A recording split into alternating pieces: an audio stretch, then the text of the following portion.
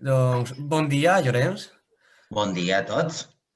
Avui així tenim a Llorenç Garcia, un filòleg valencià que va néixer a Jecla, Múrcia.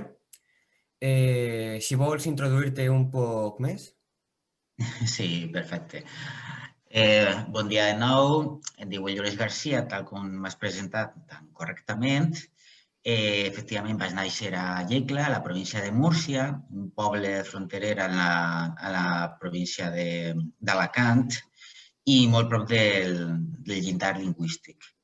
Als 18 anys vaig traslladar-me a València, on he passat tota la meva joventut. Allí vaig anar i vaig estudiar la carrera de Filologia Hispànica i després em vaig treure també gradualment la carrera de Filologia Catalana. Actualment, després de tindre moltes professions a la ciutat de València, em trobo a Torrevieja, on estic ara mateix exercint com a professor de valencià. Ja des de fa 5-6 anys, en l'escola pública, en l'institut públic en aquest cas. Vaig començar treballant primer a Catalunya una temporada molt breu i després a la ciutat de Picassent, en l'escola d'adults, i actualment em trobo en l'escola d'adults de Torrevella. L'afició per l'escriptura em ve des d'adolescent. Òbviament vaig començar en castellà, ja que és la meva llengua materna, i posteriorment vaig començar a fer els meus primers passeigs en el valencià, doncs això, als 18, 19 o 20 anys, quan vaig arribar a la ciutat de València i anava aprenent l'idioma i anava introduint-me en ell. I més o menys jo crec que he fet una presentació més o menys succinta. Sí, jo crec que ara et coneixem un poc més. D'on sorgeix el teu interès per el valencià? Home, en primer lloc, perquè no era una llengua completament estranya a mi. Ocorre dos coses. En estar en la frontera lingüística, més o menys de manera temporal, la sents, perquè, no sé, pot ser un veí del poble proper, el sents parlar, o jo què sé, o t'acostes una miqueta a la província d'Alacant i ja el comences a sentir més sovint. I després, sobretot, també l'arribada de la televisió pública valenciana.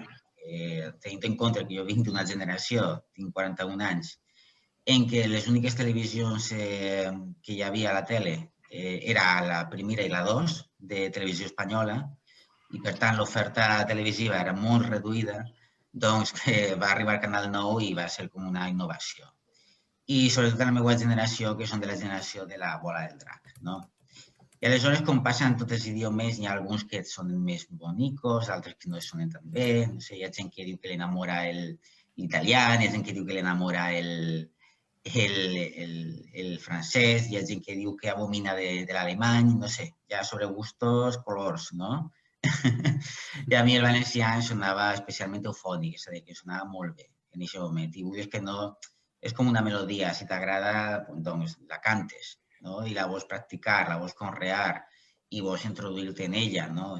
Com també quan coneixes un gènere musical nou, no sé, hi ha gent que li apassiona el flamenco i a partir d'ahí doncs comença a voler conèixer més coses sobre aquest gènere i a cantar-lo i a practicar-lo. Val. Les idees dels teus alumnes t'han ajudat a escriure algun llibre? Encara no, però et diré per una raó. Només he publicat un llibre i ha sigut més o menys... Bueno, a veure, en primer lloc, jo exercí com a professor, però en la privada durant molt de temps, en acadèmies i altres històries. I més que en si dels alumnes, que normalment és un perfil d'adult, ha sigut, doncs, experiències meues i també en general de la gent, vull dir, de la gent que ha passat per la meva vida, ja no només dels estudiants. Òbviament, els estudiants també, però moltes vegades no he pensat en un alumne en concret, una història en concret, o molt, molt rara vegada, sinó sempre he tingut com una espècie de ventall molt, molt universal, no?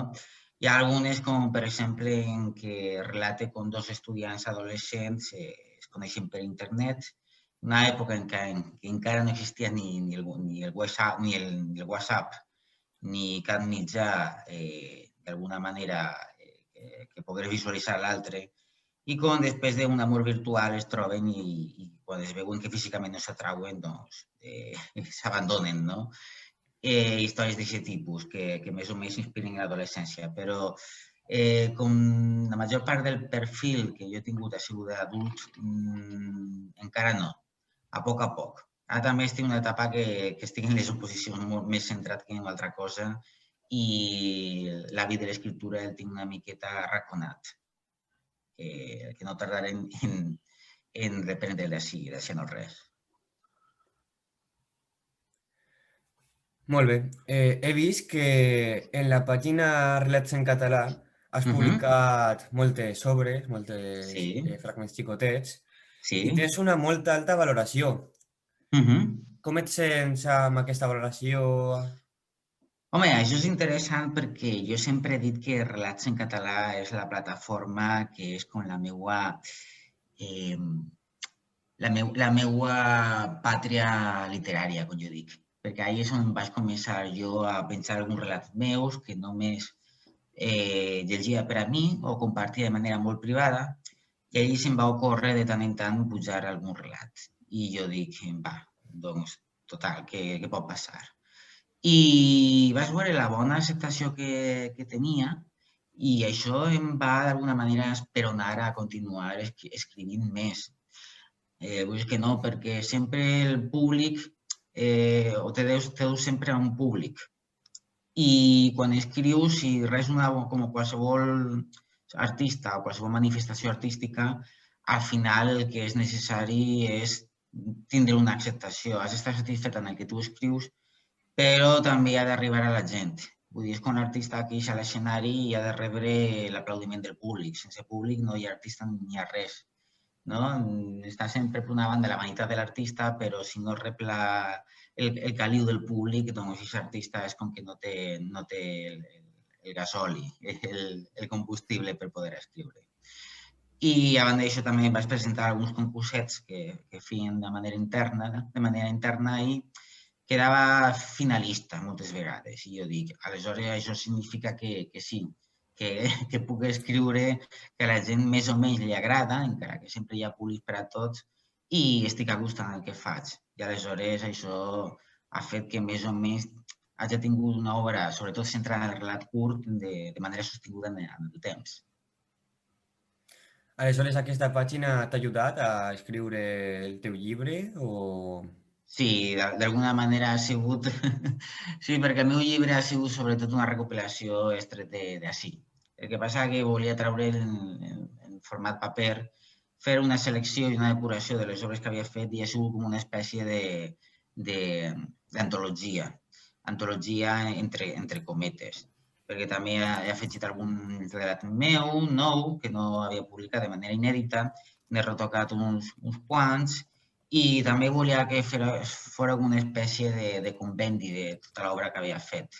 El resultat jo crec que ha estat molt bo perquè també he rebut crítiques d'alguns crítics literaris, alguns d'ells catedràtics i tots, molt bones i sobretot de gent que ni et coneix.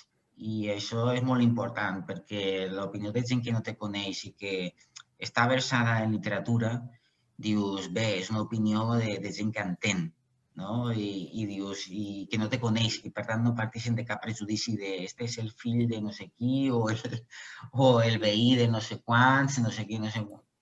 Que et valoren com a escriptor en la teua faceta, sense que t'hagin posat cara ni res. I jo crec que per aquesta raó doncs, puc estar satisfet. Relats en català al final ha sigut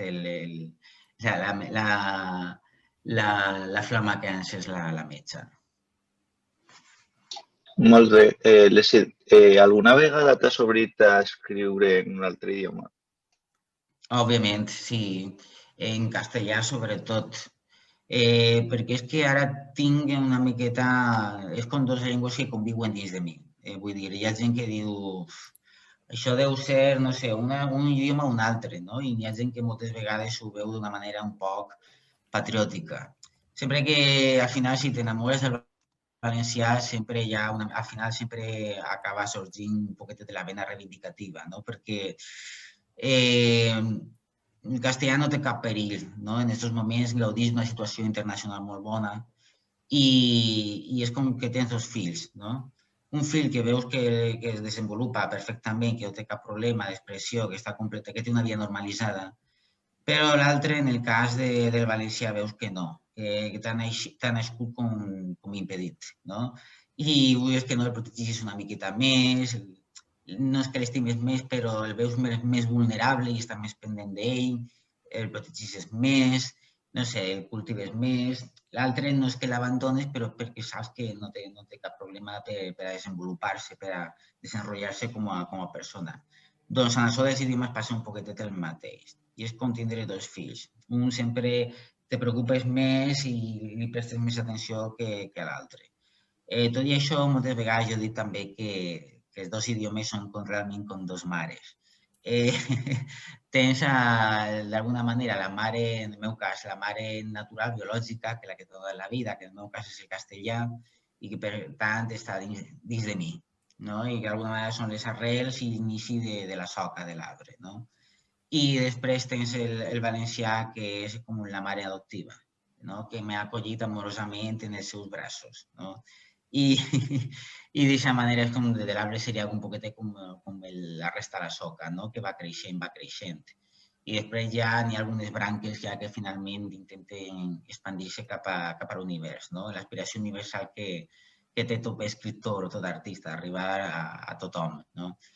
I per tant el castellà no el puc abandonar perquè també forma part de mi. Vull dir, tant en tant l'escric, no tant com el valencià ho reconec, però m'agrada llegir-lo, m'agrada, de fet tinc la carrera de filologia hispànica, m'agrada, no sé, conèixer les obres, m'agrada, no sé, aprofundir en l'idioma i tot i això, però d'alguna manera he agarrat més el valencià com a bandera. Quant de temps le dediques a escriure i on és el lloc més còmode d'escriure? Hola, bon dia. Una veu femenina. Com te diuen? Miguel. Ah, Miguel, perdona, és que l'adolescència és el que té. Vull dir, jo a mi moltes vegades també a la teva edat, quan em telefonaven o el que siga, em solien dir si era una dona o el que siga. A veure, doncs, normalment jo he de reconèixer que escric, no sé, els diumenges de vesprada, quan tinc temps, o moltes vegades el que faig és que tinc una llibreteta xiconina dins de la bolsa, que quan m'arriba la inspiració, perquè la inspiració de vegades t'arriba, no? I quan t'arriba has d'agarrar-la més que se te'n vagi, no? En aquest moment t'ocorre una idea, o una paraula que pot ser interessant, o una frase que després te pot inspirar. No sé, moltes vegades això que estàs prenent un cafè i en la bosseta del sucret veus que hi ha una sentència, un aforisme que conté molta saviesa i això te pot inspirar, no sé, un relat nou o un poema, qui sap, no? I aleshores, com diuen, hi ha una part que és de treball, que encara que no tinguis inspiració t'has de posar ahí i treballar, perquè la llengua és com un element que tu treballes, és com aquesta plasticitat l'has d'estar ahí modelant, no? De la mateixa manera que, per exemple, no sé, l'arquitecte o l'escultor utilitza el marbre per anar donant forma, doncs, en el nostre cas són les paraules, en elles les frases, i en elles la musicalitat. I això s'ha de treballar, no sempre és inspiració, has d'estar treballant, treballant i treballant, però moltes vegades les idees arriben al vol, que són el contingut. I una vegada que tens el contingut, que és com la matèria primera, ja donar-li forma ja és el que requereix més de treball i d'hores i hores. Val. Molt bé. Tu ara mateix estàs pensant en un futur treball, més com un altre llibre, siga aparegut o no a Bocins de mi, Bocins de tu, o tens alguna obra, alguna idea per a futur? Sí, el meu futur, a veure, jo vull continuar. Moltes vegades parla del relat curt o el microrelat com si fos un gènere menor. Pot ser menor en extensió, però no és menor en qualitat artística ni tampoc en treball, no? Perquè, mira, en un principi la novel·la és més dura, en el sentit de és més dilatada en el temps d'escriure. però pots permetre algunes concessions. En el sentit que hi ha certes pàgines en què potser pel desenvolupament de la trama no requereix de fer un esforç tan gran respecte de les paraules. També depèn ja de com de perfeccionista siga l'escriptor. Però el problema del microrelat és que ahí no et pot fallar ni una paraula. Vull dir, no et pot fallar l'extensió. Ha de tindre un nombre determinat de paraules. Com és tan curt, és com que ha de tindre tot a la perfecció. Vull dir, la paraula adequada en el moment adequat, quasi com un poema. En el nombre de síl·labes adequat, en la paraula, d'alguna manera, en la sinonímia adequada, no repetir cap terme. Perquè, clar, en ser un microrelat, repetir dos paraules, a no ser que aquesta repetició tingui una intenció determinada, una intenció estètica o per transmetre una determinada sensació, doncs ahir ja has d'estar mirant tot amb lupa, no? I fil per randa. I de vegades escriure un relat implica temps. Temps i esforç, perquè finalment el resultat siga perfecte. I tot i això, mai acabes satisfet amb el que has escrit. I jo crec que això també és important, no? Perquè sempre l'escriptor ha de tindre aquesta ànsia de perfecció, de no dir, no acaba d'estar satisfet amb el que he fet, hauria d'haver estat millor.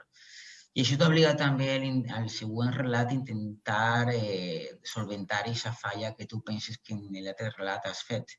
Que moltes vegades no és tal falla, no és tal error o tal defecte, simplement que està dins del teu cap, però que el públic ni ho nota o sí que ho nota, depèn del tipus de públic, perquè també hi ha relats que arriben a certa gent, hi ha relats que no arriben o altres que arriben parcialment. Aleshores has d'estar sempre molt pendent, no? De que no falli res. M'agrada el relat curt per aquesta raó, perquè és com els nanorelats, com jo li dic, són com obres de nanotecnologia. Són molt xicotets com els robots japonesos. Tu els veus molt xicotets, però al mateix temps són molt cucos, no? Molt cookies. I al mateix temps no pot fallar ni una peça perquè no en són moltes o sí que en són, però han d'encaixar perfectament perquè el robot puga tirar a caminar, no? Doncs així passa un poquet el mateix. Ara de moment me vull centrar en el microrelat i també en l'article, perquè també l'article periodístic és un gènere que m'agrada molt i en el qual també m'agrada molt expressar idees, la literatura d'idees.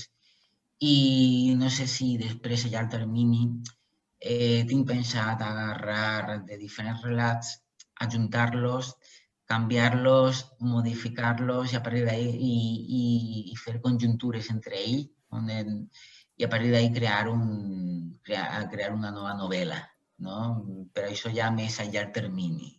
Diguem que ara mateix no tinc massa pressa i que vaig fent de poc a poc. Molt bé. Val, molt bé. Com t'agrada escriure? A espais tancats o més espais oberts? Refereix al lloc, Javier.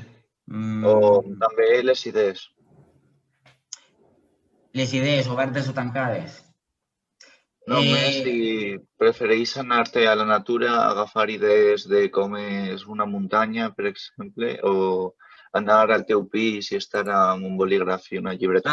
Val. Doncs mira, a mi em passa una cosa un poc estranya, però les millors idees m'han sorgit en un bar, en una cafeteria.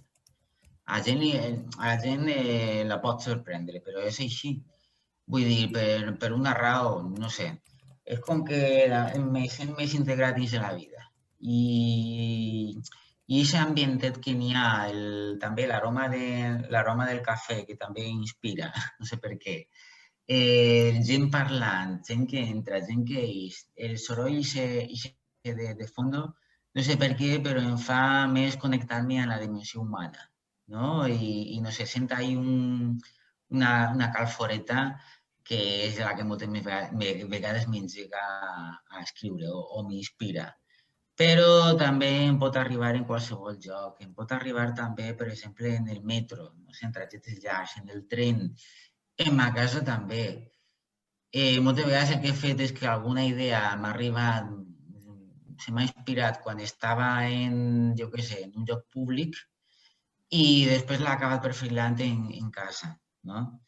La natura també inspira d'alguna forma perquè t'ajuda a ser més introspectiu, perquè ahí estàs tu i la immensitat de la natura. I aleshores la immensitat de la natura t'obliga a escorcollar en la immensitat de l'interior, no? Valga la redundància. I també alguna vegada la natura m'ha inspirat algun relat. Per exemple, jo que m'he criat en el camp, perquè el meu pare era llaurador, doncs sempre la muntanya, el que és, no sé, els espais oberts, el que és, no sé, les planures, els arbres, els elements de la natura sempre m'han acompanyat. I una vegada vaig escriure un relat en relació amb això, que és Adeu, terra que em va veure néixer. Jo no me'n recordo si el títol era així, però sí, més o menys era així. Que escrivia com tots els elements de la natura havien confegit la meva personalitat, no? I faig una espècie de transposició entre els elements naturals i la petjada que havien deixat dins de mi, que de vegades també s'havien notat físicament, no sé, en plan de que, per exemple, no sé, tinc els ulls una miqueta rasgats, no? Estil oriental, doncs les almeles, no?, en què jo havia collit de nano m'havien deixat aquesta petjada, no?, en el físic, no? I ara tinc els ulls amelats. Xorrades així, però que per a mi d'alguna manera són simbòliques i representatives.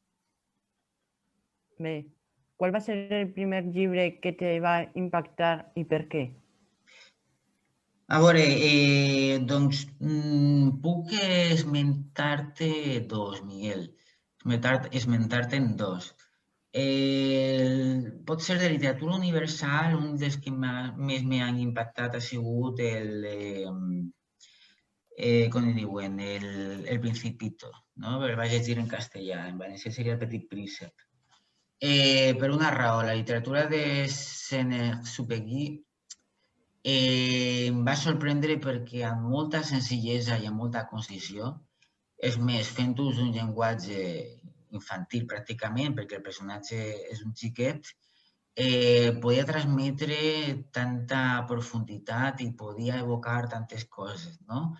En contra de l'estil moltes vegades massa recargolat, massa recarregat, no? Recarregat que fan alguns escriptors, que sembla que com més retorta siga la sintaxi o paraules més complicades o que fins i tot són difícils de trobar al diccionari, no? Sembla que escriguin millor o vulguin lluir una espècie de domini del llenguatge, no? El mateix m'ha passat amb autores com Anna Maria Matute, que també va començar en literatura infantil i que quan ha fet literatura per a adults s'ha notat la influència en el llenguatge, però com amb tanta senzillesa és capaç de transmetre tant, no? I moltes vegades sembla que no, però la naturalitat és el més complicat de reflectir en literatura, no? És d'alguna manera el llenguatge més artificiós perquè requereix de més treball. Escriure de manera complicada és molt fàcil, però has de transmetre.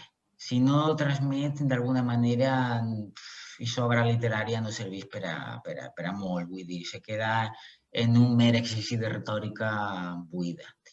I després, dins la literatura en valencià, tenim Mercè Rodoreda. Em va impressionar moltíssim perquè la seva obra literària, La plaça del Diamant o Aloma, és moltes vegades una veu femenina i que parla d'un estil col·loquial però que al seu torn arriba dins del cor, no? A la profunditat.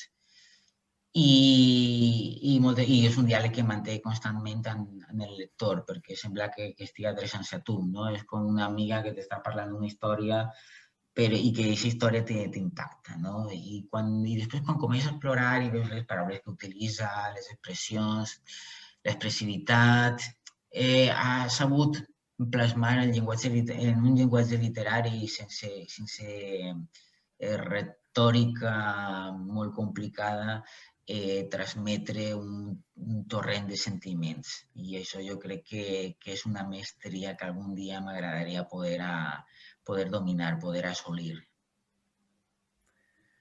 Tu, el teu autor que va ser com una font d'inspiració, va ser algun dels que va escriure, per exemple, El Principito, o va ser un altre? Bé, jo és que he begut de diferents fonts. Ja et dic que l'estil en el qual a mi m'agradaria reflectir-me són aquests autors que t'he esmentat adés. Seria les Saint-Exupéry, seria també Mercè Rodoreda i seria també Anna Maria Matute. No? També m'agraden altres autors com per exemple són Lorca, encara que ja és una miqueta un altre estil, però que té alguna cosa en el seu estil així surrealista que m'enxisa, no? que m'atrau. I bàsicament són això. També Antoni Machado m'agrada molt, de la seva poesia, el colorit. Inspiració, no hi ha un autor que jo siga este és el que m'agrada a mi i el que m'agradaria, no, sinó és un poquet de tot. Encara que moltes vegades la inspiració m'arriba en un llibre que s'anomena Vida. No? Són les experiències, el catàleg d'experiències que ens trobem i que ens nodrís i que d'alguna manera ens proveeix la gent que ens envolta o que passa per la nostra vida. No? Això jo crec que és el primer llibre del qual intento llegir i del qual intento inspirar-me. Però ja et dic que si busque models d'autors, ja et dic que són aquests que t'he mencionat adés. Aleshores, tu sents més inspiració d'un llibre o de les teues experiències de tu mateix? Dels dos, és que es complementen, perquè és que vida i literatura són les dues cares de la mateixa moneda, no? I d'alguna manera també allò que diuen que la persona que ha llegit molts llibres ha tingut moltes vides. A vegades també la literatura t'ajuda a construir-te de manera interna a través de l'experiència d'altres persones, però en tot cas al final també has de viure. Perquè si no vius moltes vegades no pots entendre el que l'autor reflectís. Poso un exemple, no sé, quan som nanos aprenent un munt de cançons, no? I la major part de la música s'inspira en l'amor, perquè no deixa de ser lírica, i la lírica al final són sentiments, i el sentiment més primigeni o d'alguna manera la font de la qual tots veuen és l'amor, no? I quan cantaven cançons de desamor, cantaven cançons de goig per un amor correspost o la frustració per un amor frustrat, valga la redundància, doncs tu dius, molt bé, són cançons molt boniques, m'agraden totes, soc capaç de cantar-les, però fins que no tens el primer desamor o fins que no t'enamores per primera vegada o fins que, no sé, algú te rebutja en un sentit amorós, tu no és ahí quan caus en el compte del que aquestes lletres estaven parlant. Tu abans el que feies era reproduir-les com si fos un lloro, no? I t'agradava la música, t'agradava la melodia, però no t'acaba d'arribar l'ànima dels sentiments. I ara quan t'arriben i les entens dius, collons, és de veres, ara és quan caic en el compte. Per això és molt important viure, és molt important llegir, no? Per d'alguna manera poder donar paraules, donar-li forma en paraules, verbalitzar tots els sentiments i totes les coses que vius, però és que si no tens sentiments i no vius, no pots escriure. No sé si m'explique. Sí, s'entén. Molt bé. I ara l'última pregunta, que és quantes llengües conegues? Conec? Doncs conec, a veure, jo òbviament parle el castellà, que és llengua materna, el valencià, que jo la consideraria llengua materna adoptiva, com jo dic, i que sé molt endins, i després, òbviament, l'anglès, perquè jo m'he criat ja en plena globalització, en el cine nord-americà, en la música del pop nord-americà.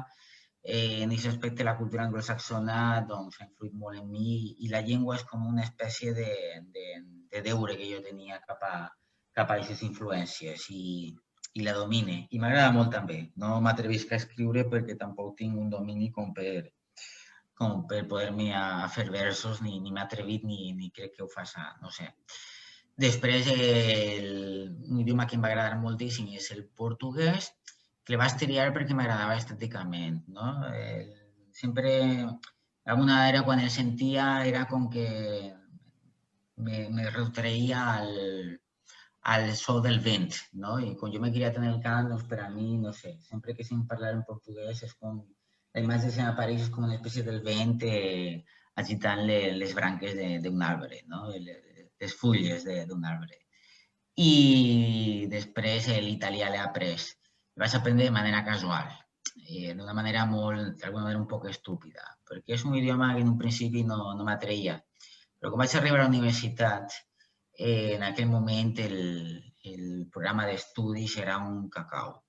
I havies de fer-te tu un horari i molts grups estaven tancats, els horaris no te coincidien, i havia de triar un segon idioma. I vaig triar l'italià, però perquè em van dir que era molt bo i perquè l'horari era el que millor s'adeia. Jo dic, doncs bé, li donaré una oportunitat. I en el temps m'ha anat agradant, no? Perquè havia descobert o redescobert la cultura del Renaixement europeu, no sé, una cultura molt selecta, molt exquisida, un idioma que té una elegància temporal i que d'alguna manera doncs, ha sigut important per entendre el cànon occidental i l'acaba també d'alguna manera fent meu. I ja després, no sé, en un futur m'agradaria doncs, aprendre una miqueta de tirar-me cap a cultures més, que per a nosaltres són més exòtiques. Ara, per exemple, comprendre o introduir-me en el món dels ideogrames xinesos. Parlar-lo és massa a demanar a l'edat que ja tinc, però sí poder escriure, perquè m'agrada molt la cal·ligrafia oriental, saber comprendre els ideogrames xinesos o orientals en general. I qui sap si també m'introduïsc en el rus i en l'euskera, que també m'havia oblidat. Que l'euskera vaig aprendre una miqueta, un any i mig, i puc xapurrejar algunes frases. L'encant d'aquest idioma també, per a mi, indesxifrable en els seus orígens, doncs per a mi també m'atrau molt. En general, quan t'agraden les cultures i els idiomes, les distincions que fan són secundàries. Totes t'acaben pareixent interessants, encara que siguin minoritàries. Ja una te pot dir més o una altra te pot dir menys, però al final és que no fas aquesta distinció d'esta és més important que esta altra. Totes tenen un context històric, una història que contar. En el cas de, per exemple, l'euskera, doncs, no té una extensió molt gran ni molts parlants, quantitativament, en comparació amb, per exemple, el castellà, l'anglès, el francès o aquestes llengües més majoritàries, però tenen una història molt fonda. I d'alguna manera tenen aquest sabor de cultura que intenta navegar en la globalitat, però al seu torn intenta no perdre la seva essència, la seva identitat. I aquestes contradiccions també donen lloc a obres molt sucoses i molt interessants que altres no entenen. Doncs moltes gràcies, Llorenç, per acudir a aquesta entrevista. Espero que t'hagi agradat, que t'ho hayas passat bé i ha sigut un plaer conèixer-te. Molt bé, doncs per a mi també ha sigut un plaer poder intercanviar amb vosaltres impressions, que per fi hagin pogut fer l'entrevista, malgrat un poquetet ha sigut accidentada a l'hora de concertar-la,